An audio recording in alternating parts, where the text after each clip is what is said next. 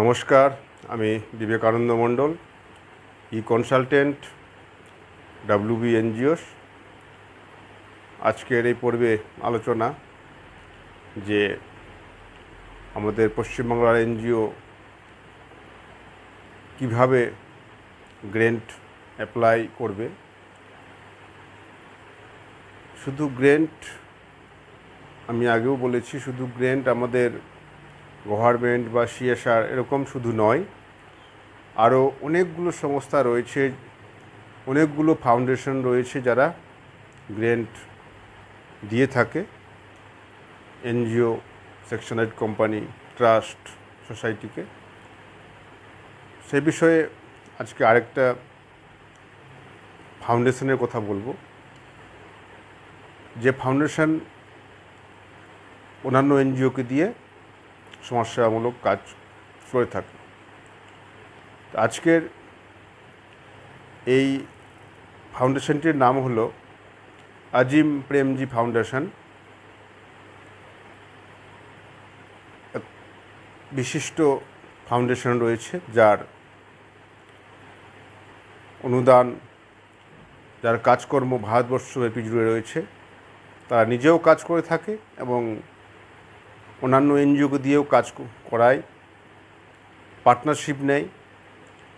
মনে করুন আপনার NGO ভালো কাজ করছে, আপনার ডকুমেন্ট ভালো লেগেছে, আপনি কাজ করছেন, ওর যে প্যারামিটার রয়েছে, ওর যা অ্যাক্টিভিটি, ওর যে ক্রাইটেরিয়া রয়েছে, আপনার NGOর সঙ্গে অনেকটাই মিল রয়েছে, তাহলে সে আপনাকে পার্টনার করতে পারবে বা পার্টনার করে। এর জন্য আপনাকে অ্যাপ্লাই করতে হবে। এই আজিম প্রেমজি ফাউন্ডেশন বিশেষ করে হেলথ, এডুকেশন, লাইভলিহুড এই বিষয়ে অনুদান দিয়ে থাকে। এর বাজেটটা, ওরা সমস্ত অনলাইন প্রক্রিয়া রয়েছে, এর বাজেটটা আপনাকে আপনার মতো করে দিতে হবে। ওনাদের কোনো নিজস্ব কোনো বা ক্রাইটেরিয়া থাকে না যে আপনি এই টাকার মধ্যে আবেদন করতে পারবেন কি এইগুলোই করতে হবে, তা নয়। আপনাকে প্রপার নিজের বাজেট বানিয়েও দিতে হবে। তবে কিছু কিছু জিনিস তাদেরকে ম্যান্ডেট সেই ফাউন্ডেশন করে রেখেছে, সেই ম্যান্ডেটগুলো আপনাকে দিতে হবে। যেমন আপনার এই আজিম প্রেমজি ফাউন্ডেশনের যে প্রক্রিয়াটা, আবেদন প্রক্রিয়াটা অনলাইন পদ্ধতিতে হয়। আপনাকে প্রথমে পোর্টালে ঢুকে আপনার যে NGOর অ্যাক্টিভিটি, সমস্ত ডকুমেন্ট পরপর আপনার কাছে সে চাইবে। সেই লিস্টটা আপনাকে অটোমেটিক আপনার ওদের পোর্টালে রয়েছে, পরপর আপনি সেটা দেখতে থাকবেন এবং সেগুলো আছে কি না সেটা আপনাকে ইয়েস অথবা নো দিয়ে আপনাকে সাবমিট করতে হবে। এবং সর্বশেষে দেখবেন একটা অ্যাক্টিভিটি রয়েছে যে আপনার NGO কী কী অ্যাক্টিভিটি রয়েছে। ওই অ্যাক্টিভিটিটা আপনাকে লিখতে হবে যে আমার মিশন ভিশন কী রয়েছে, আমরা কিসের উপর কাজ করি। এটা 500 বা 700 ওয়ার্ড যেটা মেনশন করা থাকবে সেটা আপনাকে লিখতে হবে। এটাকে যদি পরিষ্কারভাবে আপনাকে জানাই যে আমি যে লিঙ্কটা দেবো, এটা অবশ্যই কোনো অসুবিধা হবে না।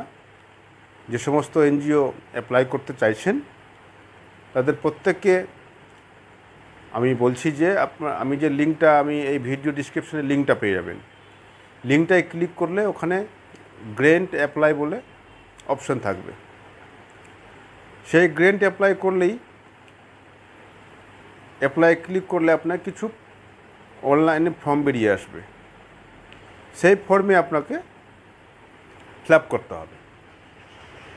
আপনার যে আপনার যে হেড অফ ডিপার্টমেন্ট রয়েছেন, আপনার NGOর যে হেড রয়েছেন, সেক্রেটারি, প্রেসিডেন্ট, যিনি কন্ট্যাক্ট পারসন, তার তথ্য লাগবে। 12A ITG এগুলো আছে কি না, প্যান কার্ড, মেল ID, কোন স্টেট, ডিস্ট্রিক্ট, যা টোটাল তথ্যটা আপনার যা যা চাইবে দিয়ে আপনাকে সাবমিট করতে হবে। সাবমিট করার পরে আপনার মেলে কিন্তু কমিউনিকেশন দেবে ওরা যে আমরা আন্ডার ভেরিফিকেশান রয়েছে। আমাদের ভেরিফিকেশানটা হয়ে গেলে আপনাকে আবার ওরা লগইন পাসওয়ার্ডটা দেবে।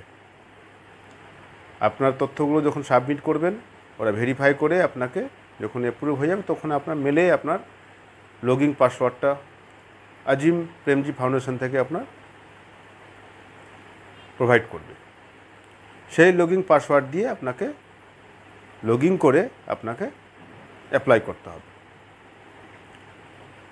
তো প্রথমে আমি আপনাকে জানাবো যে এই যখন অ্যাপ্লাই করতে যাবেন মাথায় রাখবেন সব কিছু যে কোনো অনলাইন বিষয়ে অ্যাপ্লাই করতে গেলে প্রত্যেকটা বিষয়ে আপনাকে যা যা যা যা যে ডিমান্ড করবে সেগুলো আপনাকে কিন্তু সাবমিট করতে হবে। আমি যদি ডকুমেন্টের কথা বলি, আমি উদাহরণস্বরূপ বলছি, যেমন আপনি হেলথের কাজ করবেন অথবা এডুকেশনের কাজ করবেন, তাহলে এডুকেশনের কাজের উপরে আপনার কতগুলো বেনিফিশিয়ারি রয়েছে, কবে থেকে করছেন তাদের লিস্ট চাইতে পারে, আপনার স্টাফের লিস্ট চাইতে পারে, আপনার এই যে প্রজেক্টটা চালাবেন সেটা সমাজের কীভাবে প্রভাব পড়বে, ইফেক্ট, সেটা আপনাকে দিতে হবে। এই প্রজেক্ট চলাকালীন কত বছরে আপনি এর সঙ্গে কাজ করতে চাইছেন সেটা আপনাকে উল্লেখ করতে হবে। যা যা পারফরমার রয়েছে আপনাকে সমস্ত জিনিস আপনাকে পরপর আপনাকে লিখতে হবে।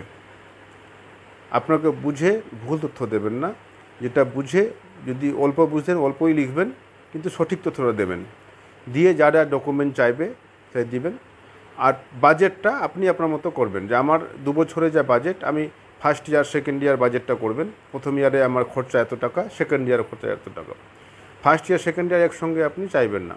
আপনি যেভাবে আপনার ফান্ডের প্রয়োজন হবে সেভাবে ফান্ড যেন রিকোয়ারমেন্টে আপনার লেখা থাকে যে ফার্স্ট ইয়ার এই টাকাটা চাই, হাফ ইয়ারলি, ইয়ারলি, এরকম আপনি উল্লেখ করে দেবেন টাকাটা। আর আপনার যদি কোনো রকম কোনো ফান্ড পেয়ে থাকেন বা কোনো রকম যে কোনো ফান্ড, সেই বিষয়গুলোর উপরে আপনাকে যে বাজেটটা, সেই বাজেটটা আপনাকে নিজে তৈরি করে নিয়ে আপনাকে পরপর আপলোড করতে হবে। যা ডকুমেন্ট চাইবে সেই ডকুমেন্ট দেবেন, আর বাজেটটা আপনি নিজে তৈরি করে নিয়ে আপলোড করবেন। আপনাদেরকে আমি আগেও বলেছি, নিজে চেষ্টা করবেন আপলোড করার। ভুলভ্রান্তি অনেক সময় অনেক ভিডিওগুলো কীভাবে প্রজেক্ট তৈরি করে আপনি দেখতে পাবেন, সেগুলো দেখে নেবেন। আর বাজেটটা কীভাবে তৈরি করতে হয় এটাও আপনি অনেক সময় অনলাইনেও পাওয়া যায়। আর যদি নিজে জেনে থাকেন তাহলে বাজেটটা অবশ্যই দেখে নিয়ে করবেন, যেন বাজেটটা ভুল না হয়, তথ্যগুলো যেন ভুল না থাকে। কম বেশি হতে পারে কিন্তু কোনো রকম ভুল তথ্য দেবেন না। তারপরে বাজেটটা সাবমিট হয়ে যাওয়ার পরে আপনাকে মেলে অবশ্যই ওরা আপনাকে কনফার্মেশন দেবে যে আমরা অ্যাপ্লিকেশন পেয়েছি। পাওয়ার পরে ওরা রিভিউ করবে। রিভিউ করার পরে যদি আপনার প্রজেক্ট, আপনার সাবমিশন যদি ওদের পছন্দ হয় তাহলে অবশ্যই আপনাকে মেল করে জানাবে এবং পরবর্তী স্টেপগুলো আপনাকে করতে বলবে। সেই আপনার সঙ্গে পুরোপুরি প্রেমজি ফাউন্ডেশনের আপনার যোগাযোগ মেলের মধ্যে কমিউনিকেশন ওরা করবে। এর মধ্যে কোনো মাঝখানে থার্ড পার্টি বা কেউ মাধ্যমে কখনো এটা হবে না। যারাই করবেন, যারা আবেদন করবেন, সরাসরি ফাউন্ডেশনের সঙ্গে এনজিওর যোগাযোগ থাকবে। আপনার গ্র্যান্ট অনুমোদন হলেও আপনার মেলে আসবে, আর রিজেক্ট হলেও আপনাকে বলে দেবে যে না, আমার এই আমার বাজেট পছন্দ না, বা আপনার এনজিও পছন্দ নয়, বা আপনার যে ক্রাইটেরিয়া আছে ম্যাচ করছে না। যাই হোক, আপনাকে মেলে কমিউনিকেশন করতে, আপনাকে আবেদন করতে হবে। সেটা আপনি নিজে পরিষ্কার জানতে পারবেন। কাউকে দিয়ে করার চেয়ে নিজে করা অনেক ভালো।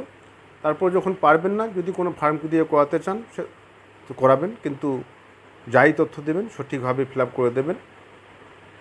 এটা প্রতি বছরই ওরা দিয়ে থাকে। আপনারা টাইম মধ্যে সঠিক ডকুমেন্ট সিগনেচার করে সমস্ত ডকুমেন্ট যেন লিজিবল হয়, মানে কোনো রকম অস্পষ্টতা না থাকে। কোনো জেরক্স দিয়েছেন কিন্তু বোঝা যাচ্ছে না, কোনো কিছু ডকুমেন্ট দিচ্ছেন পরিষ্কার নয়, সে যেন না হয়। আপনি নিজে প্রথম সাবমিট করে আপলোড করার আগেই দেখে নেবেন কোনো কাগজ জন্য অস্পষ্ট না থাকে। যা লিখবেন ক্লিয়ার কাট লিখবেন। তাহলে আজকে এই পর্যন্তই। নমস্কার।